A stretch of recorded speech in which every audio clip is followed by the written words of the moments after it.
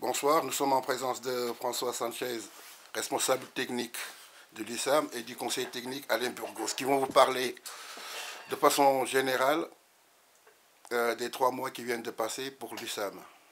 François? Ouais, donc on va faire un petit bilan par rapport aux équipes en général. Après, chaque éducateur parlera de son équipe en particulier.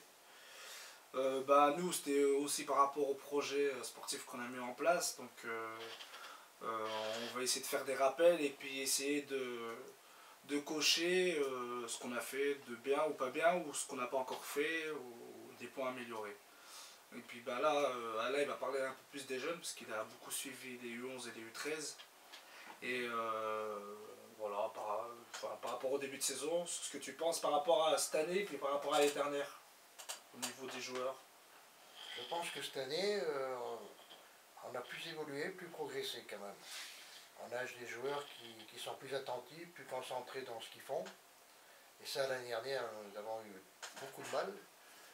Mais là, je pense que ça s'améliore au niveau de la concentration, au niveau entraînement aussi. On s'applique à donner des exercices très simples.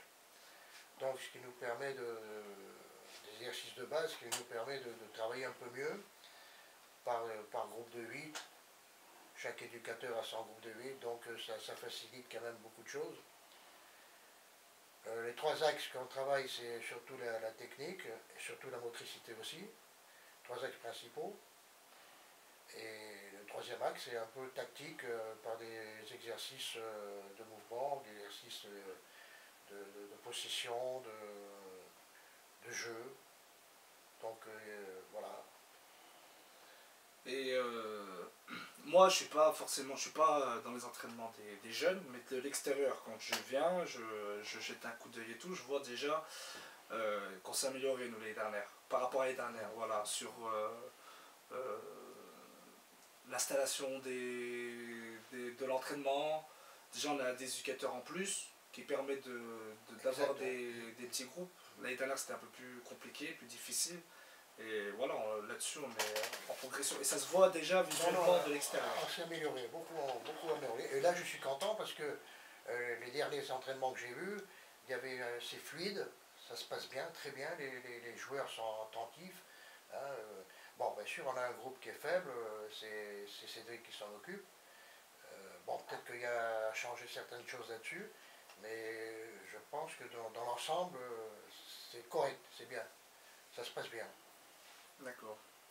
Et voilà, on avait parlé, tu sais, dans le projet qu'on voulait faire des stages de perfectionnement, donc qu'on a mis en place pendant les vacances scolaires pour les U15 et U17.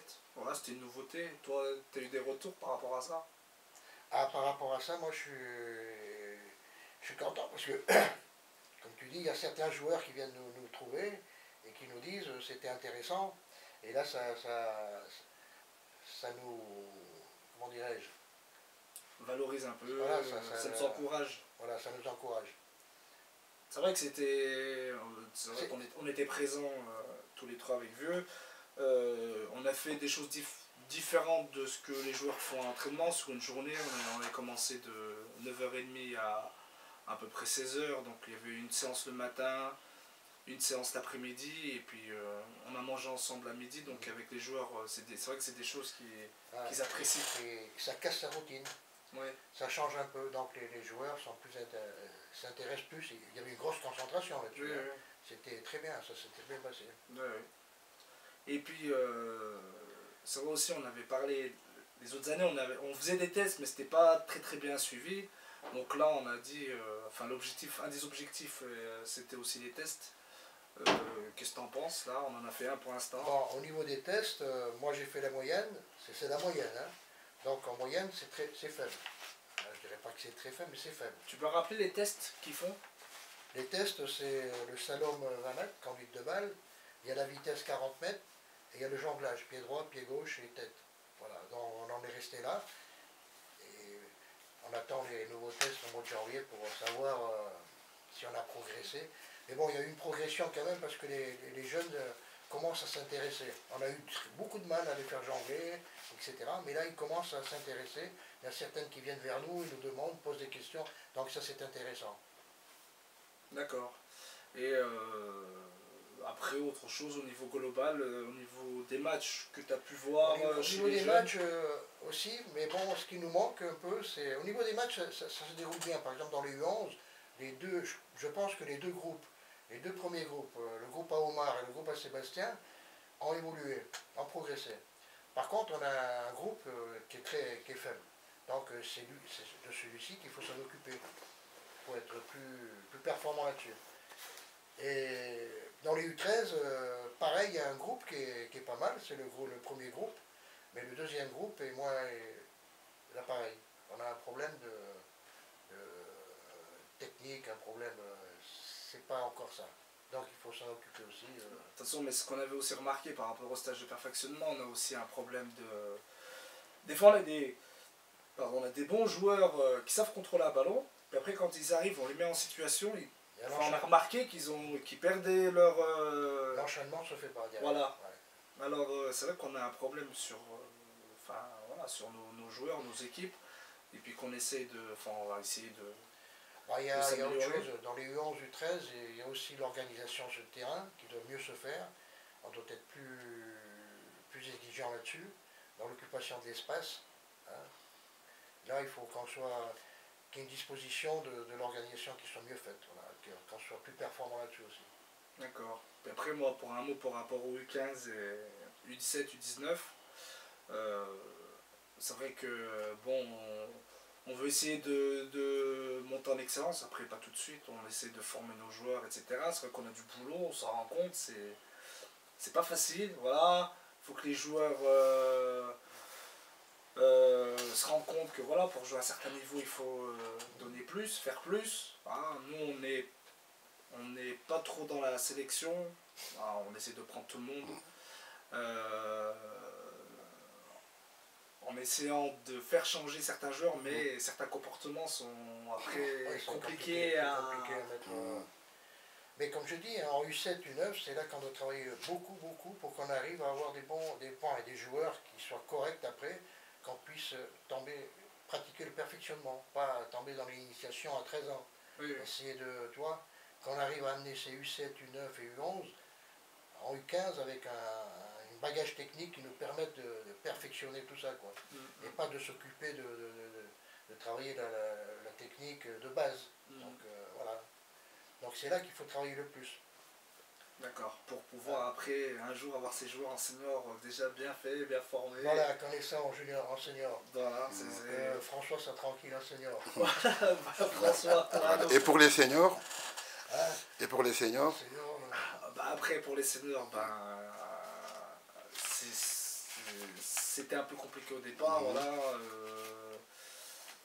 Une montée en excellence, c'est dur, c'était dur. Voilà, sur le premier match on a pris 6-1, un peu compliqué. Et après on a su se remobiliser malgré des absences. Mais on finit plutôt bien parce qu'on a 5 victoires. Donc il faudrait encore 4 ou 5 victoires sur la deuxième phase pour se maintenir. Et après voilà, on a espoir. Après on a un objectif de ligue, pas cette année, dans les 3-4 ans. On a une base de joueurs, après, s'ils acceptent les conditions de travail, d'engagement, après on pourra. Voilà. Il y a certains clubs qui y arrivent, nous aussi on peut y arriver. Après on ne veut pas le faire n'importe comment. Donc, voilà. Et pour la 2, on a, voilà, on a encore espoir qu'elle puisse faire une bonne deuxième partie de saison. Voilà. Si on récupère tous nos joueurs, je pense qu'on peut faire quelque chose. Voilà, la 2 peut prétendre au moins se battre jusqu'au bout pour monter. Voilà. Là, hier, ils ont joué contre les 3e, ils gagnaient 4-0 à la mi-temps, ils ont fini à 4-2, mais bon, voilà, ils n'ont pas vu le jour. Donc quand on veut, on peut. Et après, pour conclure, on espère avoir une deuxième partie de saison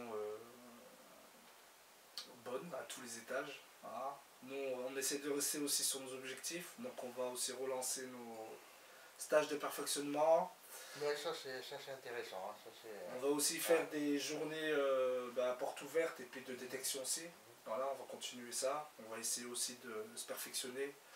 Et c'est pas pour forcément évoluer à un haut niveau, mais c'est pour qu'on ait des enfants bien formés, voilà, qui sortent d'ici, ou qui partent d'ici, ou qui restent ici, en passant un bon moment. Ouais, se faire plaisir, hein, qu'ils se fassent plaisir eux et nous. Ouais. Dans les matchs, bon. Et le mot de la fin pour Alain? Ah ben, en espérant qu'on pourra former de bons petits joueurs pour notre équipe première, puis voilà. Ouais. Et on se dit à l'année prochaine. Ouais. Alors, c'était François et Alain, bon, qui vous ont fait part de leur... comment est-ce qu'on appelle ça? Bilan du troisième mois. Comment? Bilan de demi-saison. Voilà, de leur bilan de demi-saison. Bon, en attendant que... Bon, en espérant que ça ira mieux à la rentrée. Allez. Bonsoir tout le monde. Allez.